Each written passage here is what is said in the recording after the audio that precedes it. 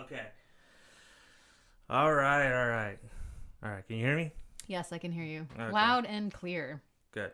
Okay, welcome back to the Bump in the Night podcast. I am your host, the Boogeyman, Johnny Zuko, along with my co-host, Ginger Snap. and Miss Moist. And that's it. That's it. We're done.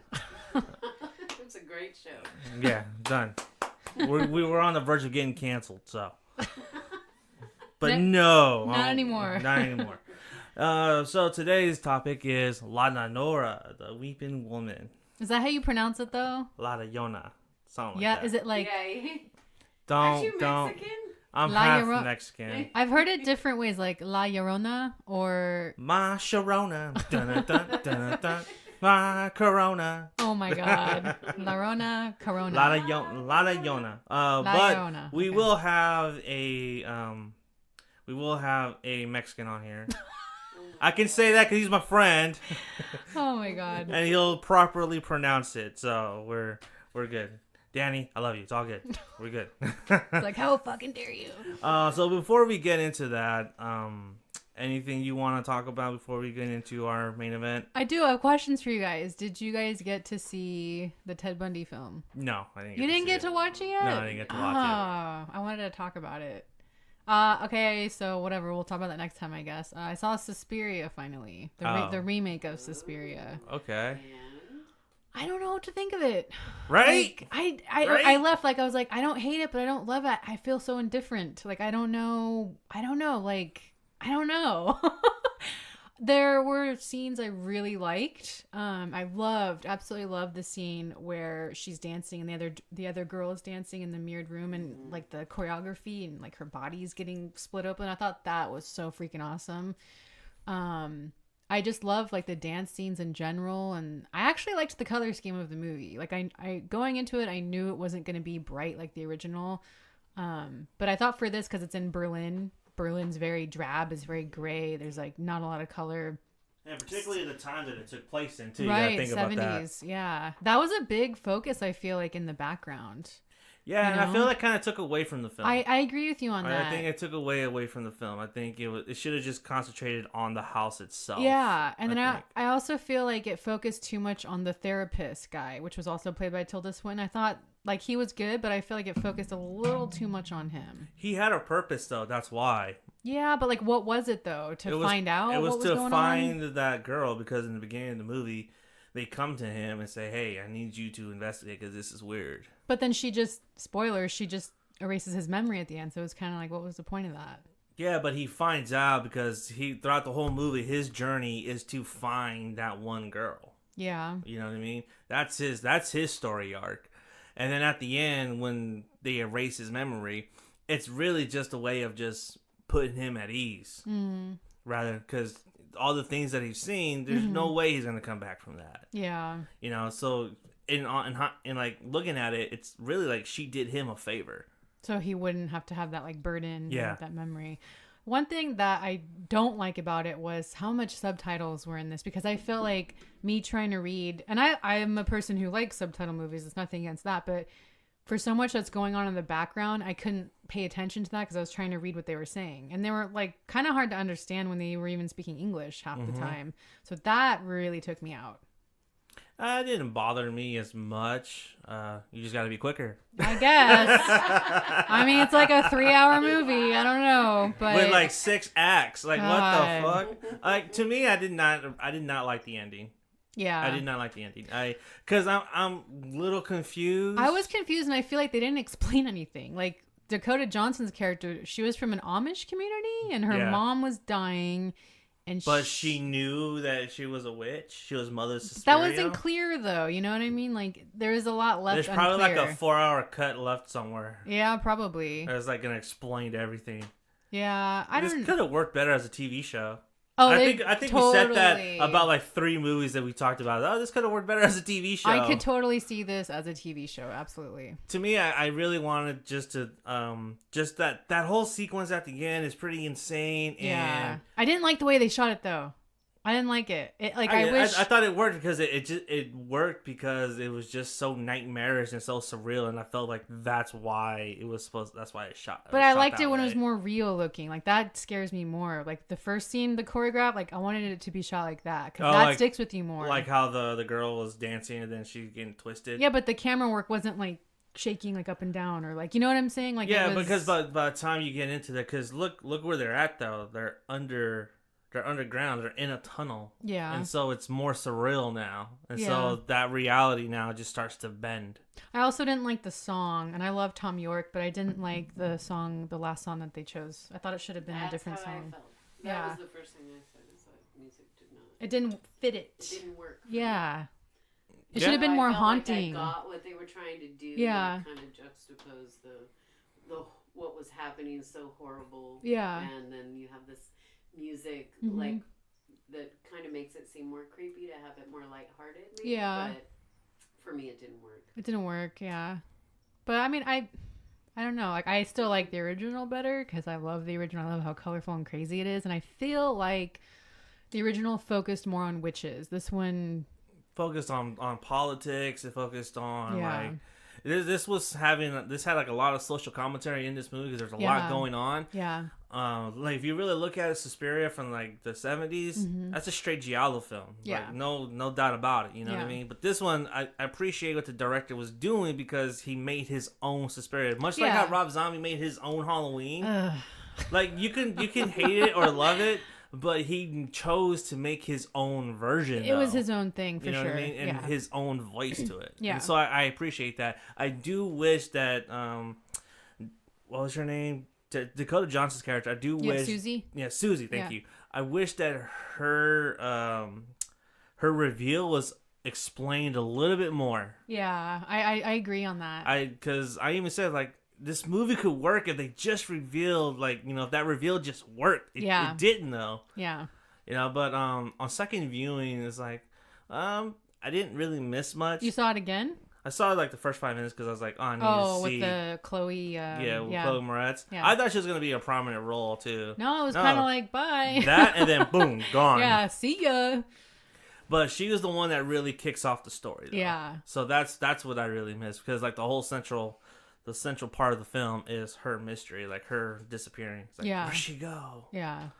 But I mean, again, like I still feel indifferent to it, but I don't know if I'm gonna sit there and watch it like another 2 hours though, because like it was. I'm sorry, it was too long. I told you though, get a Red Bull. That's why, like, honestly, like TMI, but that's why I couldn't watch this in the theaters because I'm like, I gotta go to the bathroom like every 30 minutes. Like, there's no way, and if I'm gone, I'm gonna miss something. You know? What are you, 50? I feel like I'm 85 actually. Like, what are you, Walter Matthau? No, I drink a lot of liquid, so I always have to go to the bathroom. But yeah, I don't know. Put the liquid down. You need to hydrate. But yeah, I still feel indifferent about the movie. I might give it another go toward the end of the year just so I can you really kind of think about it because separating yourself away from it, you'll have a different point of view on the movie. So. Yeah. So yeah, I'm still indifferent, but also like Netflix has been having some great shows. Chambers. I don't know if you've heard a lot about Chambers, which is really good. Dead to Me is another really good one, so I've been watching those. So yeah, I'm trying to catch up on those. Have you been watching any of the Joe Bob Briggs? No. No? I need to. I just haven't had time lately, but I've been trying to catch some of them. What has he been showing? He's been showing he showed Deathgasm a couple weeks back. Okay. And then he doubled that with the Changeling, which is pretty weird. Which is pretty awesome. Wow. And then last week he showed Demon Wind, and which I fell asleep to because that movie. I don't know. I'm sorry, that movie was just boring to me. I haven't seen it. I don't know. It's so Demon Wind is Cabin in the Woods. That's the movie Cabin in the Woods ripped off. Oh, okay. See, I wasn't in. I'm like one of those people that I just didn't care for Cabin in the Woods. I really like Cabin in the Woods. I think it's overrated. What was the other one? I was expecting you to say, "Have you seen Kitchen Nightmares?" No. Kitchen Nightmares. Different show. He then showed House of the Devil. Oh, cool. And then he showed what was it this week? It was Wolf Cop. I've heard a lot about this, which recently. Was fucking hilarious. You would appreciate it because there's an actual dick Really? werewolf transformation. That's awesome. That's Like on you Amazon, actually right? see it. You actually see the dick, and then you see it rip and turn into a Wow. werewolf dick. That's pretty awesome.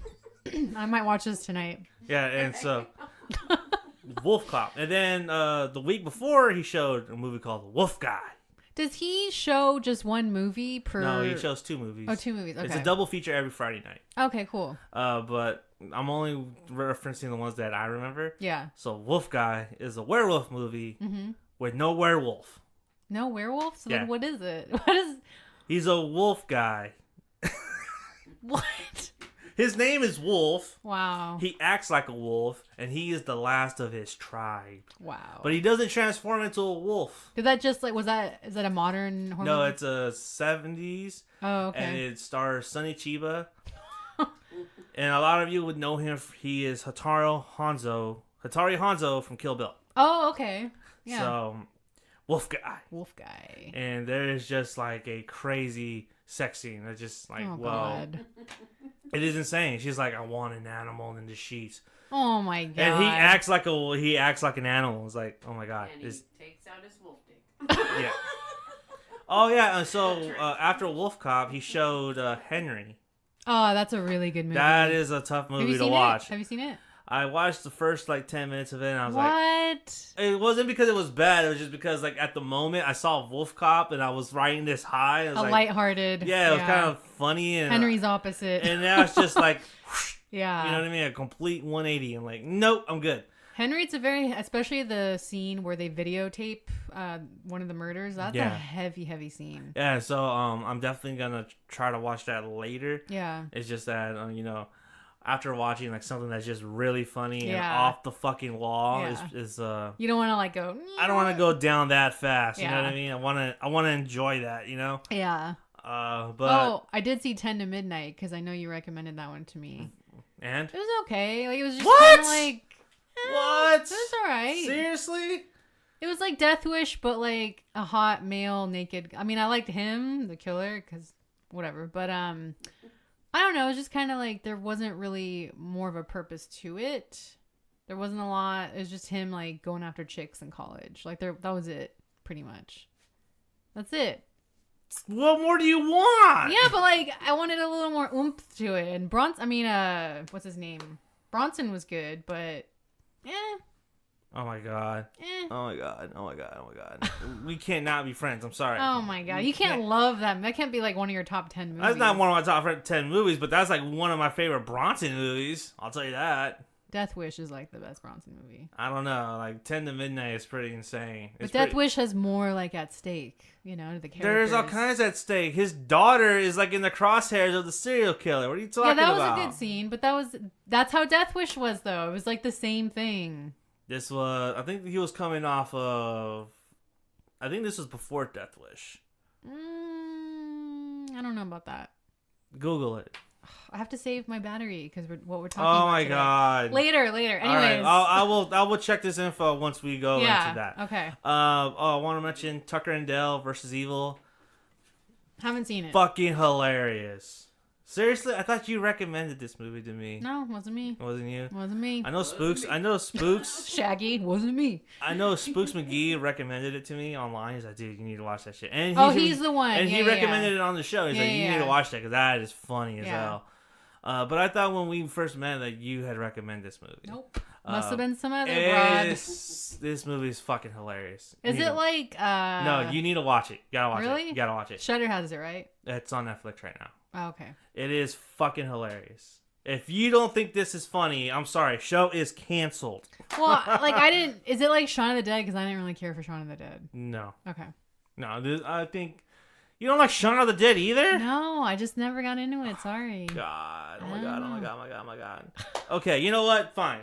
This is it. We're gonna go into our main event now because I can't deal with this no more. All right. So first off, I have so we put out a post on Facebook, Instagram, and Twitter, and said if you guys had any stories or experiences about La Nora, please email it to us at johnnyzuko at gmail.com or send us a DM on Instagram or Facebook.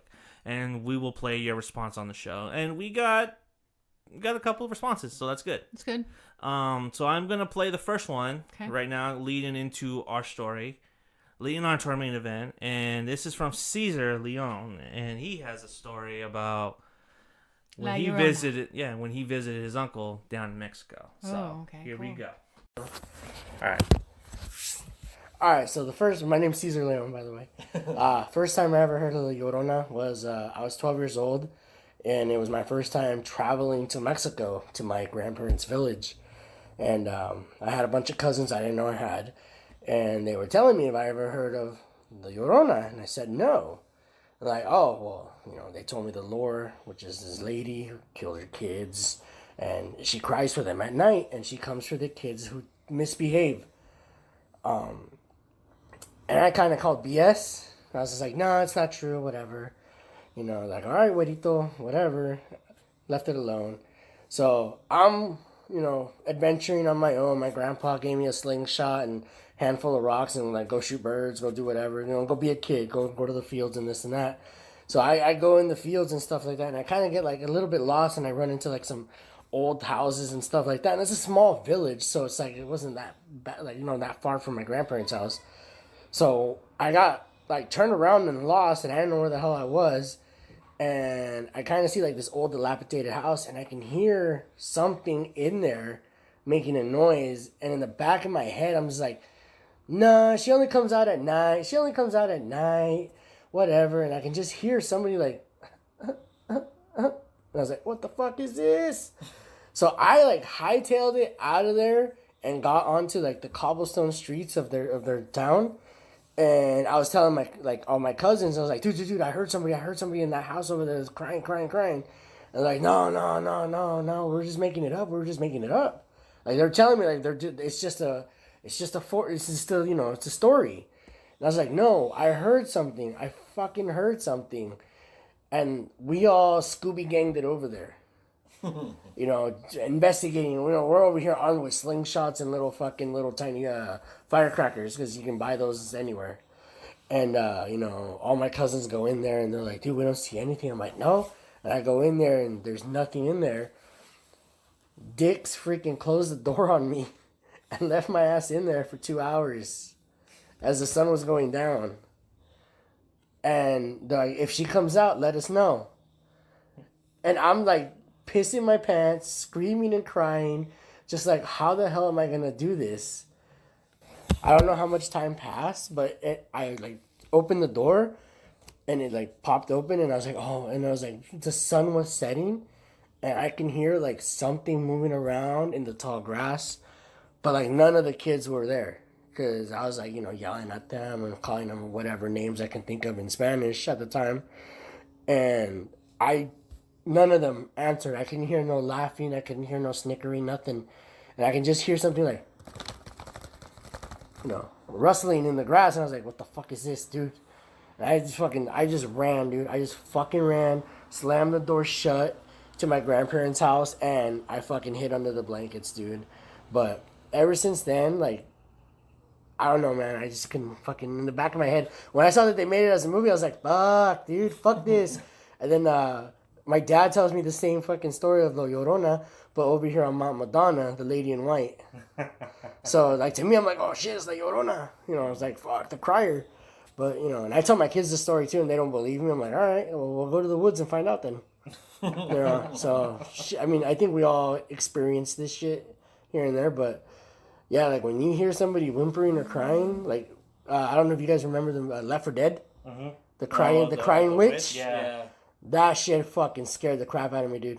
Like, when I would hear the whimpering, it reminded me of what I heard. I was like, what the fuck is this, dude? Like, no way. Yeah. So, Close Encounters of the First Kind. Yeah, that's crazy. That's creepy. So, he referenced the Left 4 Dead Crying Witch. That's a video game. Oh, okay. And it's a zombie video game. Mm-hmm. And it's open world, and you go through different levels. And there's a medium, hard to beat zombie that is a crying witch. Oh, that's eerie. And she walks like throughout the level, and she's crying. If you hear that cry or her whimper, yeah, she's close. You have to avoid her of all costs, because if she sees you or you hit her or anything, she summons a horde of fucking zombies to your location, and it's really tough to do that. So if you're gonna take her on, you better make sure you are stacked with ammo, because you're gonna burn through whatever resources you have left. Do they ever show her? Yeah, they show her. Does she wear like white? Like... No, she. If I remember correctly, she's naked and burned and has long hair. So she looks like the Ringu girl, like the Ring girl with long hair, and she's just walking very slowly. And if you can walk past her or you can fight her. Choice is yours on how brave you feel. And he also mentions, the woman in white. Yeah, Mount Madonna. Which is a local legend around here as well. But as we all realize, urban legends all seem to... They're all connected. They're all migrated around the world, Yeah, and so, La Llorona. So, you have some research on this? I do, yeah. We could, I guess we'll start off with what this tale is about. So there's a lot of versions out there of her. What I'll do is I'll start off with like the most popular one. And I just want to start off by saying this is such a sad tale. Like this is very heartbreaking, especially for women and like mothers. So I just want to start that off with that. So the most popular legend is that she is a woman from a village in Mexico named Maria. Maria was a very beautiful woman, but she was from a really poor family. One day she was walking in the village and a wealthy man in a carriage spotted her and was taken by her beauty. He knew he had to have her, and he asked her for her hand in marriage. Her family was beyond happy and ecstatic. However, his father was not. Because of this, they had to keep their secret. They had to keep their life and their marriage secret. So the man built Maria a house in the village. There she had 2 of his children. Most people think she had 2 sons, 2 twins. The man would leave to travel constantly, leaving her and the children alone. He would always come back and shower her with gifts as well as the boys. As time went on, he would visit less and only give the children attention. Maria suspected that he was no longer in love with her because she was growing older and her beauty was fading. Years later, the husband never returned. One day she walked with her sons along a river and spotted a familiar carriage. She couldn't believe what she saw. It was her husband with another woman, a much younger and beautiful woman. The husband ignored Maria and only gave his children attention. The carriage then left, and Maria became outraged and shocked. Without thinking, she threw her sons into the river because of her anger. Having realized later on what she had done, she jumps and kills herself in the same river. It is said that she wanders looking for her children because she was denied entry into heaven because of her crimes. So she is stuck in limbo looking for her children. It is said that if you see her, she will bring you bad luck and misfortune or even death. Some say if she lifts her veil at you that she wants your help in looking for her children. If you are a child and you see her, you better run. She will mistake you for her children and throw you into the river. There's also other tales saying that if she sees men, she will also kill them because she's so frustrated at men because of what her husband had did to her. And they said, some say she's only at night. Some people say it can be any time. At day. Yeah. A majority of the time, it's especially when I've heard the legend, it's always been at night. At nighttime. And every time that someone said that, I seen La Llorona or heard her, it's always around dusk or at night, you know? Night. So it could be during the day, you know? Most popular belief is that she is seen by rivers or lakes or anything near water. By a body of water. Yeah. And it's so interesting to me how her legend translates into like the woman in white, and especially to an earlier episode that we covered, the banshee, and she has a lot of similarities with them in the sense of calling people to them. The weeping sound. And they look similar. They're both they say that she wears like a long white gown, she's very thin, really long black hair. Some say she's really beautiful, but then other people say she wears a veil so you can't really see her face. So I first heard this story when I was a kid, and I was at my nana's house, and her goddaughter JoJo pulled me, Isaac, and someone else aside, and she took us into her room and she told us a story of La Llorona, and told us how if you guys don't behave, she's gonna come for you. She's gonna come for you, and she's gonna take you away from your mom and your dad. So you need to listen to Nana. And you need to behave because otherwise you're not going to be here anymore. Yeah. You know, and it's a scare tactic. And the thing was, it's like, looking back at it now, this is like a morality tale how families would teach their children. Yeah, don't stray off. You know, or, you know, you need to listen. You got to behave. You need to, you know, be a good person. Yeah. And a lot of the times when, you know, your parents tell you scary stories, it's not to scare you. It's to make sure you have a morality compass and to make sure that you stay on the good path. Yeah. And so after she was done telling us the story, all of a sudden we hear this crying. What? Because she had a room that went out to the backyard. And there was like a hallway in between like the kitchen and her room. Mm-hmm. It goes into the backyard, but it was outside. And all of a sudden you just hear this. Oh, was it a dog? It was faint. She didn't have animals. Okay. Because you know dogs whimper because like that. she ran a daycare, so she couldn't have pets. Oh, okay. And so we just heard it. It was like, what the fuck is that? And then it started getting louder and louder. And it was like, me and Isaac and the other kid just looked at each other like, oh my God. We just started running off. We ran off into the toy room and it hid underneath the table. It was like, oh my God. Do you think it was We'll be her? good. We'll be good. We'll be good. Do you think it was your Nana making? No, it wasn't Nana because she was already asleep. It was her mom. Oh, man. And her mom, Irene, loves to, like, Irene and Jojo love to fuck with us a lot. And it was just a point because earlier that day, me and Isaac, we were total shits. You know, we spent, and Nana had this timeout couch right there in the dining room. So if you were always bad, you would have to sit there. And the majority of the time that my mom came pick me up, I was on that fucking couch. Serves you right. And so JoJo said, "Here, let me try something." So she told us that story, and you know, after that, I kind of cooled it. You know what I mean? Yeah. It wasn't until later that I found out that it was her mom that did that, and so I was like, "Oh my God, man, you assholes!"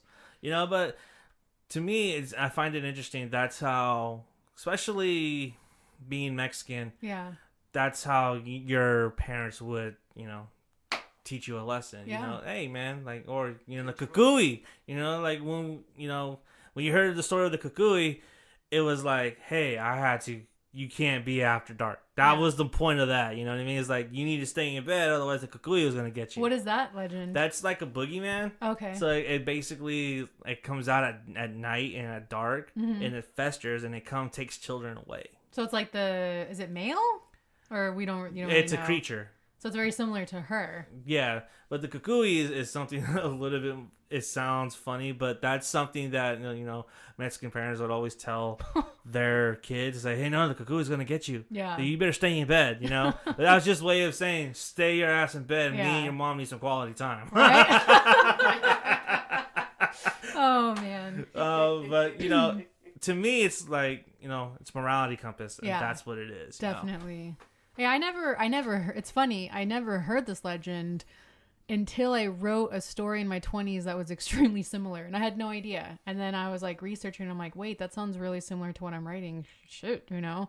So I didn't grow up with this. A lot of my Hispanic friends did though. And then they would tell me like the story, and they said it scared the living daylights out of them as kids, especially if they lived like near lakes or rivers or water. Yeah. But I don't know. It's very similar, I want to say, to like witch stories, like, oh, the ghost, like my family would scare me with things like that. Like the woman in white is a very common thread throughout like the United States.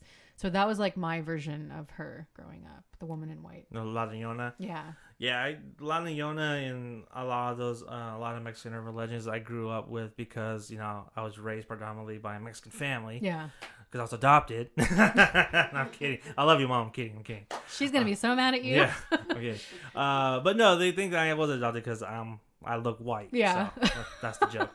But no, just being told this growing up, it's just, it's interesting. And another thing is that we have another person that says, hey, wait a minute. This is a morality compass because look what happened to me. So this is Danny Ramirez. And I hope you're good with Spanish because... Hola, mi nombre es Daniel y hoy yo voy a contar cuál fue mi primera experiencia o la primera vez que yo escuché sobre el fenómeno.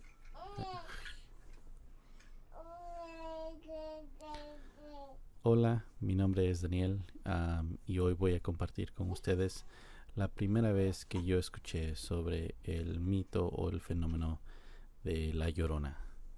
Yo tenía como unos 5 a 6 años. Una noche mis hermanas mayores y varias de sus amigas estaban platicando que una de ellas había escuchado a La Llorona en vida real.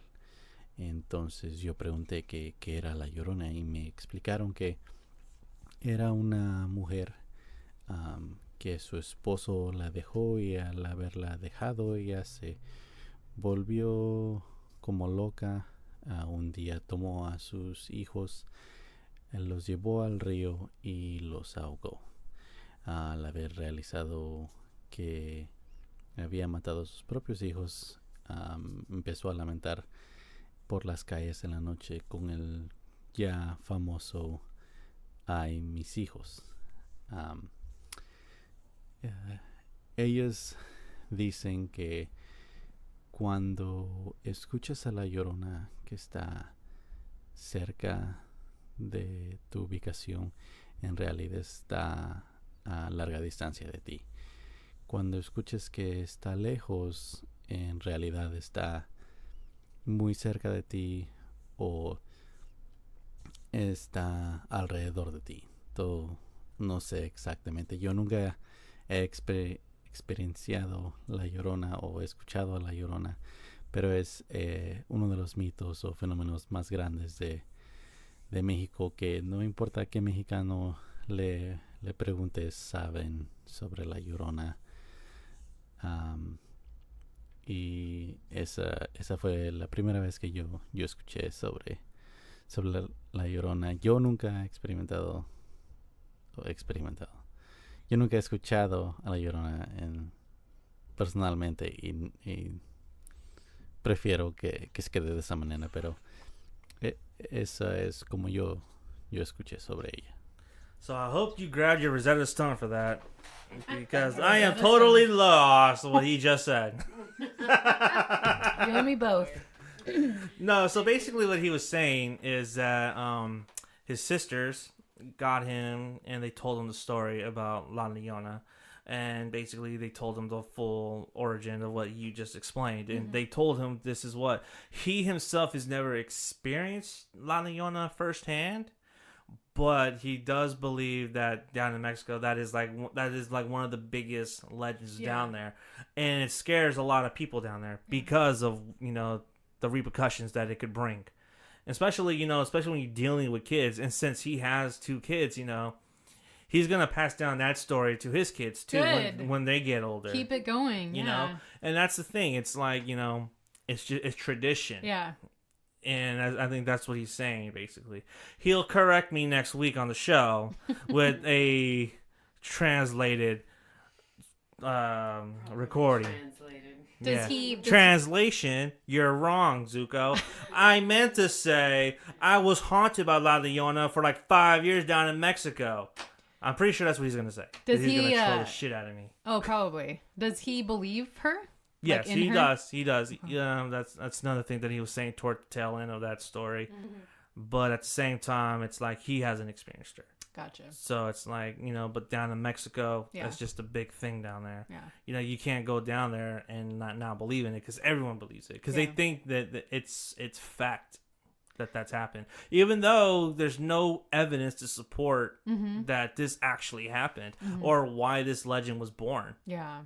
There are some things I found, though, that could have been her in reality. Do you want me to go over those? And I just want to apologize. I am going to butcher these names so badly because I can't pronounce them. It's Aztec, and I really cannot pronounce it. So I'll spell it out. So there's 2 versions I found when I was researching this. So one of the versions says that she actually came from the Aztec goddess Chihuahuacotl. Do you want to pronounce that? Because I can't. Chihuahuacotl? I don't know. But she's the Aztec goddess, also known as the Snake Woman. She was one of the motherhood and fertility goddesses associated with midwives. In Mexico, she is considered the first woman. Tradition says that she was the mother of Mixcoatl, Mixcoatl, who was the storm god who she actually abandoned at the crossroads. She would return to the crossroads weeping for him, but would only find a sacrificial dagger. She would cry and weep, and it is said that her tears filled the lake Xochimilco. I guess that's a lake over there. And you know how to pronounce that? No. Okay. It's really hard. She became haunted and would not leave the area. She would stay there. She would promise to care for all of the Aztec children and would warn them if the end was near or if there were enemies approaching. So that's, if you look into the history, there's a lot of history. There's a lot of story there, but people assume like maybe that's where she could have came from. Another popular version is that she is Donna Maria or La Malinche. Is that how you pronounce it? La Malinche? Yeah, they think she was her. She was a Nahua. Nahua, Nahua. Nahuatl from Mexican Gulf Coast. She was an advisor and interpreter for Spanish conquistador Hernan Cortez. She was a slave given to the Spaniards in 1519. She became his mistress since the two worked side by side, and then she had his son. Their son is likely considered the first mestizo person, which is a person of European and of indigenous heritage. Today, some see her as a historical trader whose relationship helped the Spanish conquer Mexico. Some admire her, saying she made the conquering less violent than it actually could have been. She ended up marrying not Cortez, but a conquistador named Juan Yarmelo, since Cortez had a Spanish wife already. There's no proof that she killed their child because of feeling abandoned by him, but some say the Spanish discovery of the New World was the end of the indigenous culture. So that's another factor where they think she was based from. So it's really interesting if you look into like all of the history of this. A lot of people do think La Llorona did come from the 16th century. So that's what I would find like when I would research. Like that's where it kind of started, was the 16th century. 16th century. Yeah. It's funny because the story about her being married to a nobleman took place in the 18th century. Interesting. If I remember correctly, because it said it was 1800s when that story took place. Okay. But the thing is, it's like, again, like urban legends, they're branched off into other things. It's like that game of telephone where basically, I tell you one story and then you add your own spin to it, and then someone else gets it and they add their own spin to it. And over and over and over again, and then it gets so convoluted that, a new legend is born. Yeah. Or a new myth is born. I could see it, though, being like a true story. It does sound very like a woman being betrayed by her husband, like a woman scorned. I did some research and I found like real life cases that were similar to this. And if you're gonna go where I think you're gonna go, I don't know. Where do you think I'm gonna go?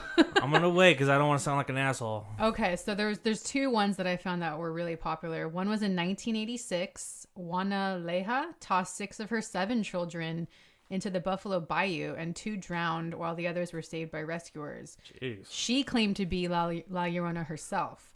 It was discovered later that she was actually in a domestic abuse situation and had suffered from mental illness.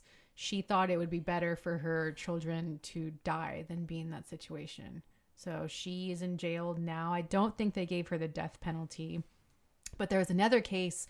Well, Was that the one you were thinking of, or is there something else? No, there was something else, and it's much. I'm not going to say it on air. But no, I was going to say,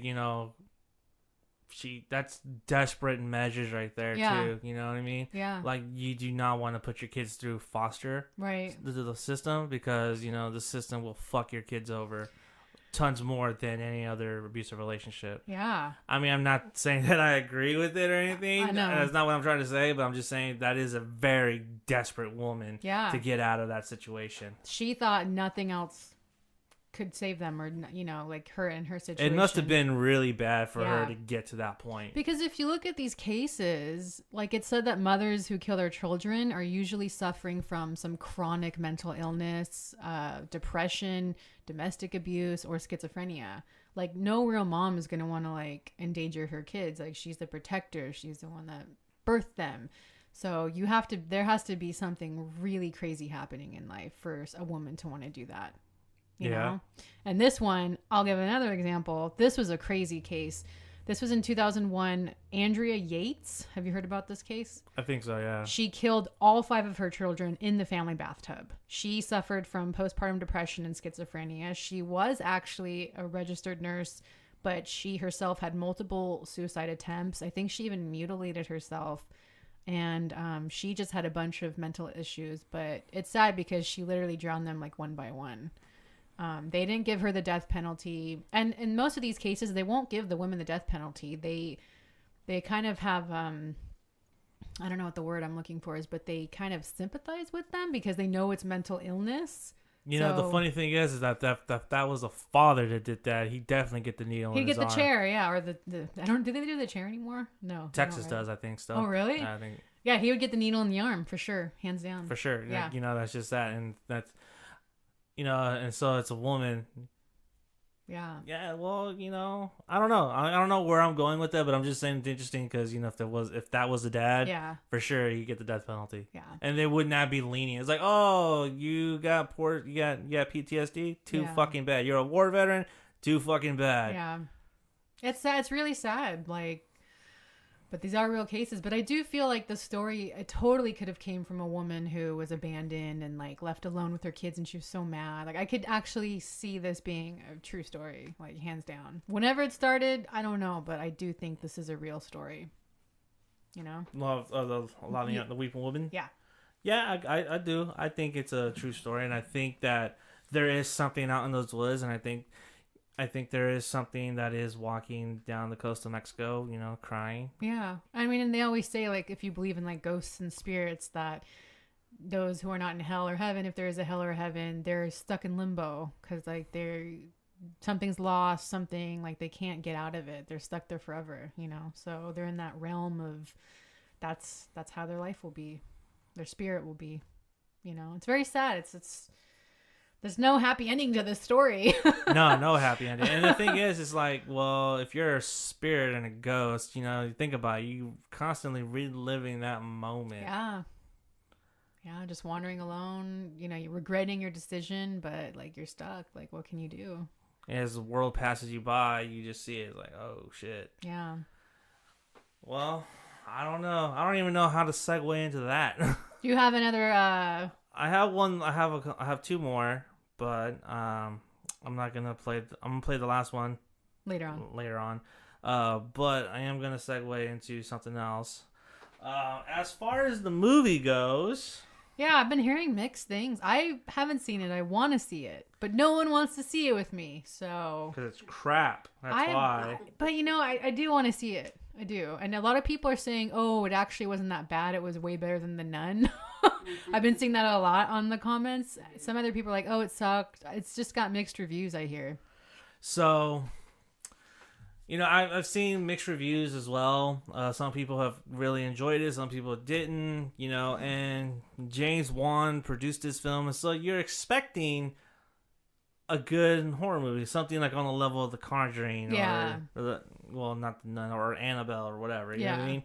Like or Ouija. You're expecting something on that level. Right. Not something that's on this level. Because right now it is sitting at 30% on Rotten Tomatoes, I don't go by that. 5.7 on IMDb, and Roger Ebert gave it 2 out of 4. Really? Yeah.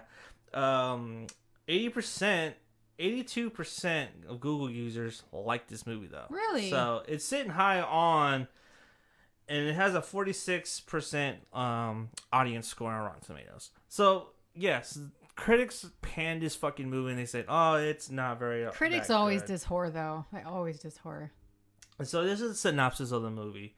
In 1970s Los Angeles, a legendary ghost, La Llorona, is stalking the night and the children.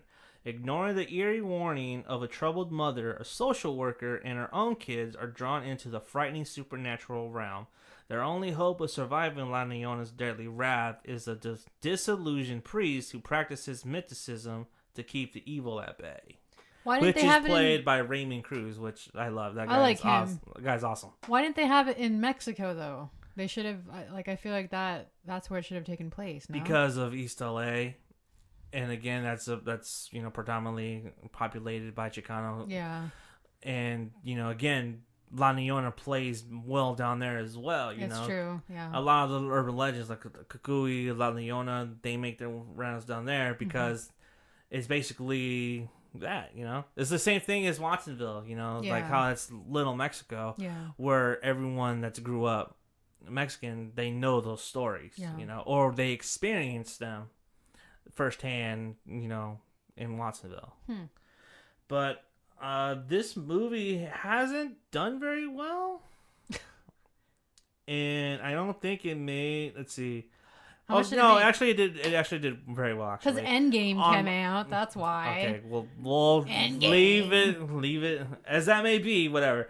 $9 million. This was made on a $9 million budget.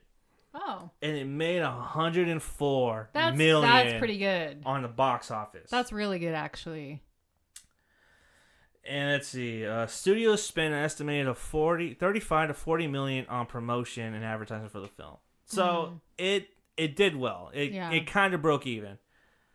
As far as the reception, let's see. In the U.S. and Canada, the film was projected to gross 15 to 17 million from 333.72 theaters opening weekend. It made 11.8 million on its first day, including 2.75 million on Thursday night previews. And then went over to perform, grossing 26 million on its opening weekend, topping the box office at 49% of its opening weekend.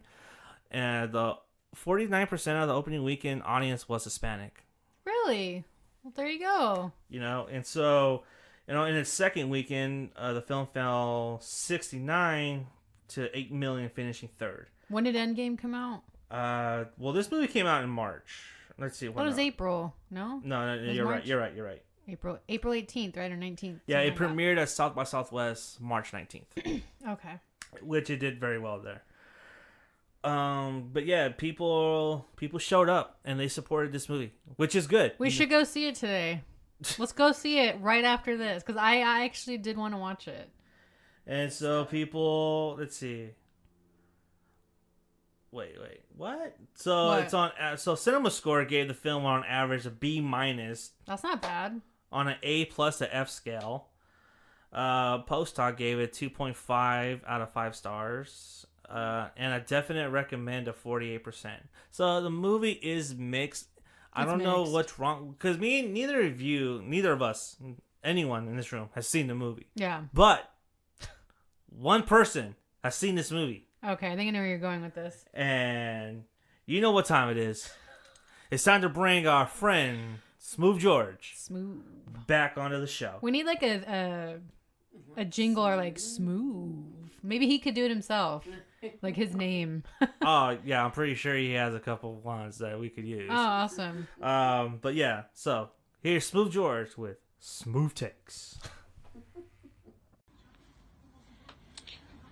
All right, folks, let's talk about the curse of La Llorona, which should be properly named the curse of why did I waste my money?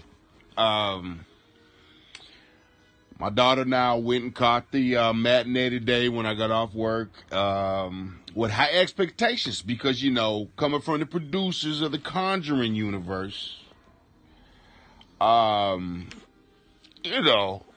had high expectations. Warner Brothers, man, I'm like, they can't let us down with this movie. Boy, was I wrong. The producers of the Conjuring universe, the Warner Brothers, everybody just phoned some shit in, put some scrap material together, and just let's make a movie. It's good. I fell asleep twice in this damn movie, and the movie's only about 90 minutes long, so it don't make no damn sense. I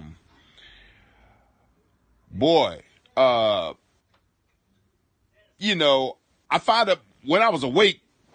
Some of the time I was awake during the movie, I found it quite funny. And the only quality that I seen that I could take out the damn whole 35 minutes the movie was, all up in this dark house and everything like that is Velma from Scooby-Doo plays the mother. So, you know, she has a soft spot in my heart because I be loving me some Scooby-Dooby. And there was a scene in there where she come in there checking on her little son and little daughter, and Scooby-Doo cartoon was on the TV. Now, that's the only quality that I seen reflect out that whole movie. Other than that, Conjuring Universe producers, man, y'all don't let me down, man. You let us down, us true fans, horror fans. This shit, and then it gets even worse than that. So, as we sludge through this boring ass movie about this mother who done drowned the kids back in the day because their old man cheated on her ass, and then gonna take it all out on all the children like it was their fault and stuff, like they ain't doing nothing. So, you know, it was all a bad look, man. This movie was all a bad look, man. And I love me some, you know, some scary movies. This shit wasn't even scary, man. It was the film, the whole filming of it was dark ass house. You can't hardly see shit. And she wasn't no damn ghost because everybody and their mama saw her. You know what I'm saying? It's not like she was fucking invisible and shit. She was invisible when she wanted to be, but everybody saw her. Ain't no big old deal. And then to make matters worse, what I was saying earlier, we get out the theater, thank goodness the sunlight's still out. I look up at the big ass banner they had above the snack bar about the movie, and that movie was rated R. I ain't hear near cuss word, ain't no near titty, no near nudity in the whole damn thing. It's like they threw it all together and just put a bunch of stuff together and threw it together. That shit should have been rated PG. You know what I'm saying? Like, yeah, so, yeah. Smooth reviews on this one. Man, save your money. Get your ass to a red box when you see it. And go ahead and, you know, and when you get it, don't return it back to the red box. Just keep it and throw it away because it doesn't need to be in circulation. You feel me? And that's what I got to say about that. Llorona, okay? Shit, that babysitter's worse than that. That was exactly in watching the trailer what I thought the movie would be like. That was my deduction. The one part in the trailer that like creeped me out though is when the little daughter's like taking a bath and then you see like her hand, because Juan does a really good job, or whoever does the makeup that they use, they always do good hand work, like creepy hands. Yeah. And then you see like her hands come in, and like that part scared me because I'm afraid of the water and old creepy women. But very much had the nun vibe. It did, yeah. Like a lot of the shots and a lot of the Yeah. So will you eventually watch it then? Strong words from we're going today. Strong words from Smoov G. He recommends that you throw this fucking movie away as soon as you rent it. So, damn. I don't know. Oh man. Well, you know, this isn't the first movie of her. Oh, there's another movie. There's a bunch of movies. I actually watched one. It's on YouTube. You can find it. Not the best quality. Is it the short film? No, it's from Mexico, and it's called The Curse of the Crying Woman from 1961. Wait, is that the one that's in daylight and it's like a woman running and it's a woman in black chasing her? That happens a couple times in it, but she's got creepy eyes, like her. But it's like she's running like down like the trees, and it's like it looks like it's autumn, right? It's black and white. Oh, it's black and white. It's black and white. There's one on YouTube that's kind of funny actually.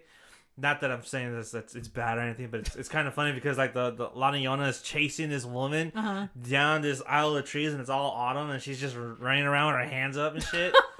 It's on YouTube. It's actually called The Curse of the Crying Woman. Is it a short? Yeah, it's a short. It's a fan film. I haven't seen it. No, so this one actually, it was kind of slow, but the makeup was creepy. Like she's got like cut out. It looks like her eyes are cut out and they're black. Oh, and she's at a crossroads, which is interesting because of the Aztec origin. But she's got like dogs. She's very similar looking to Hecate. She's like at the crossroads and she's got dogs and she's like standing there. But she's really creepy. So that was 1961. It's in subtitle. There's another one called La Llorona from 1933. I have not seen this one, but I want to. And then there's a couple on there that are from Mexico that they're loosely based on her, that you can find. And there's books about her. But yeah, check out The Curse of the Crying Woman, 1961. You know, as far as like we've done like 2 urban legends episodes already, and I think so far, this is probably the only one, or the only one I can think of. Mm-hmm. I'm pretty sure you'll correct me. That has a lot of pop culture into it. Like there's movies, there's books, Yeah. there's fan films. You know, there's like so much you could do. There's a big studio movie about her, basically. You know what I mean? Aren't there like statues of her too in Mexico, or like murals? Lots of murals of her. I think it might be mirrors. I don't think about statues. Maybe it's La Malinche that they had a statue. Maybe. Yeah. But you know, I find it interesting that this one is like has a big pop culture. It does. Phenomenon behind it. Yeah. And I think that's interesting to me. Yeah. Especially since like the woman targets children. I know, right? She's like a Freddy. She's like the female Freddy. But I like that it's still getting passed down to like future generations. You know, I think that's cool. Like keep it alive, keep it going, you know? Yeah, and I think that's pretty much it. All we have on her. Yeah. So with the Smoov's review on La Llorona, which funny as hell. He's brutally honest. I love it. Yeah, definitely. We're definitely gonna have more. We're definitely gonna have more of him on the show. So be on the lookout for that. As I am your host, I think we're gonna cut it short for today. Yeah. But we are gonna leave you with one final story, and this one is a little creepy because this one, you could actually say that it actually happened to him. So, for your host, Johnny Zuko, the Boogeyman, And Ginger Snap. and for our producer, Miss Moise, we will see you next week. See ya. Stay scary. Bye.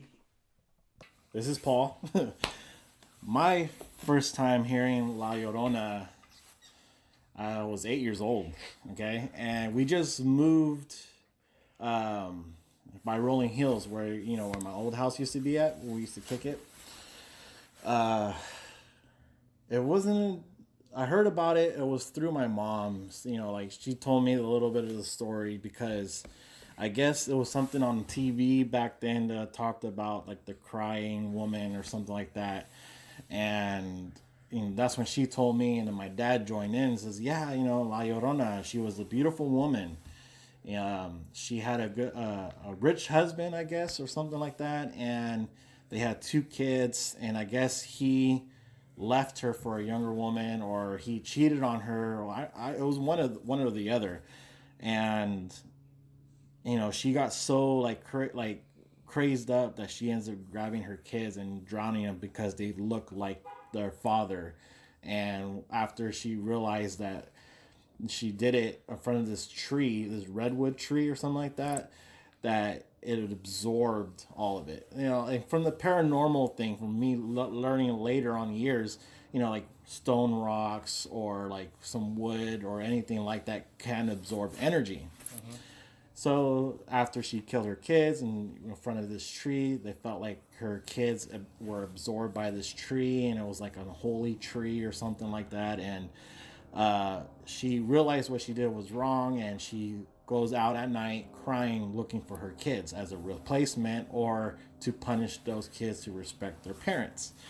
So I'm tripping out, like, okay, that's cool, I'm 8 years old or whatever. And during that same time, I met 2 friends of mine, Louis and Fernando.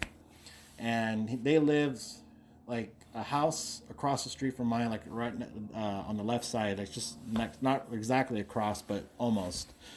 And, I grew up with them. I heard some of their stories here and there, but what stuck into my head was this whole La Llorona thing. And I remember his mom talking about her, and she made it more like authentic style, like more like be aware, because you never know what things could happen like that. We don't know this and all that. So I would say like a few years later, they started rebuilding their home. It was a 1-story house. Now they made it into a 2-story house, and somehow it got brought up again about La Llorona, and we were playing in the church right next to my house, and it was a far back, and their field of the grass was pretty long. It was perfect for like soccer or football. And my friend Fernando kicked the ball far out into the bushes. And in the far back of the bushes, there was just like nothing there besides like a dead out farm. And I remember going in there, and I remember hearing a cry. And I was like, it could be my friend Fernando crying. Like, did his brother beat him up or something? I don't know, because he sometimes cried like a little girl. So, further I was going in, I'm looking for the ball, and then it just keeps getting louder, and then I hear things moving closer to me. And I'm just like tripping out, like, what the hell is that? Like, looking around and looking, and then I found the ball. And then I heard more like sticks cracked.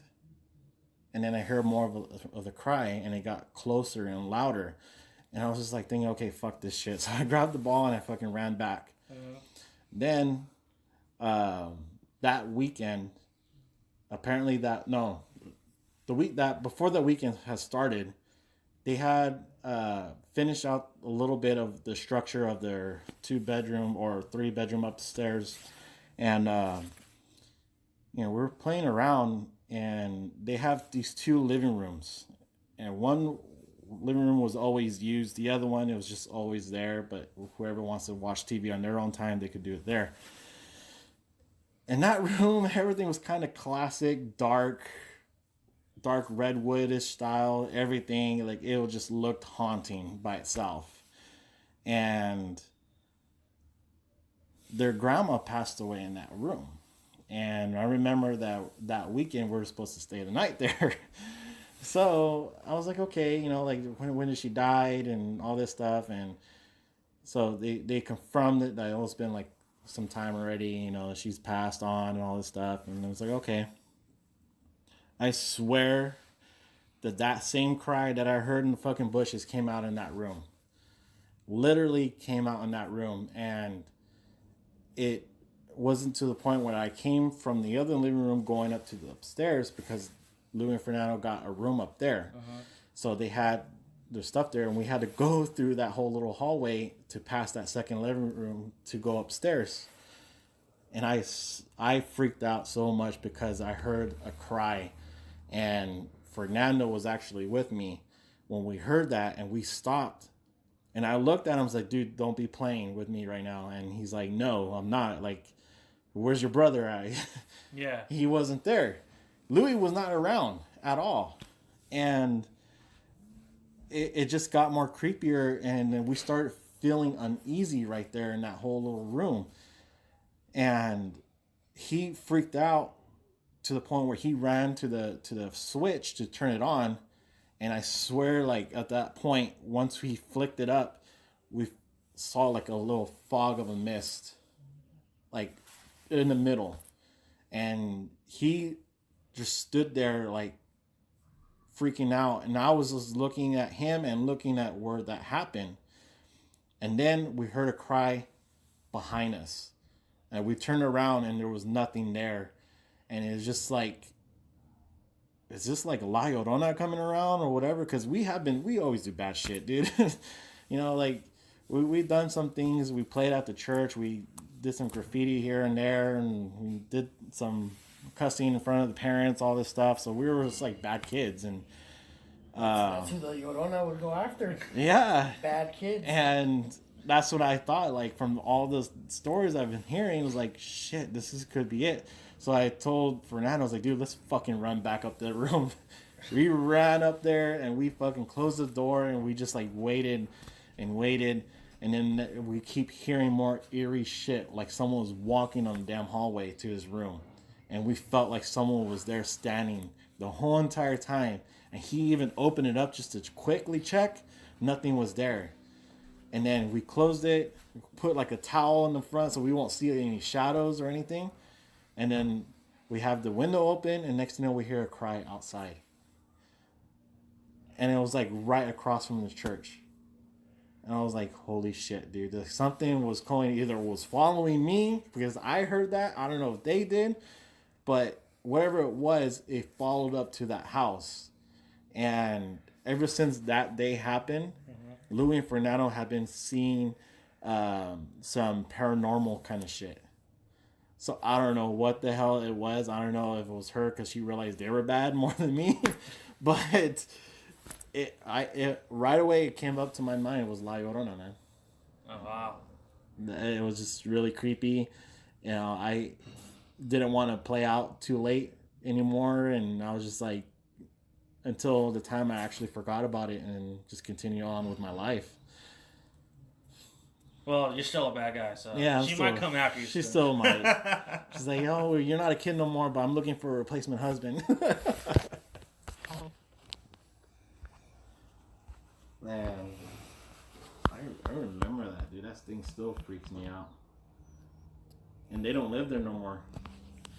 Oh, they don't? Louis and Fernando don't live there no more. They moved out ever since their mom passed away and their dad. And like their older sister was supposed to take care of the house, and she was doing it for a little bit, but she just left. And she was telling me that she have experienced some weird ass shit, that she's seen like a white apparition mist around her room, which was right next to Louis and Fernando's old room. And she would just freak out all the time. And before she left, she tried to get everything blessed out and everything in that whole house. And it took them 2 years to sell it. And they finally have someone there.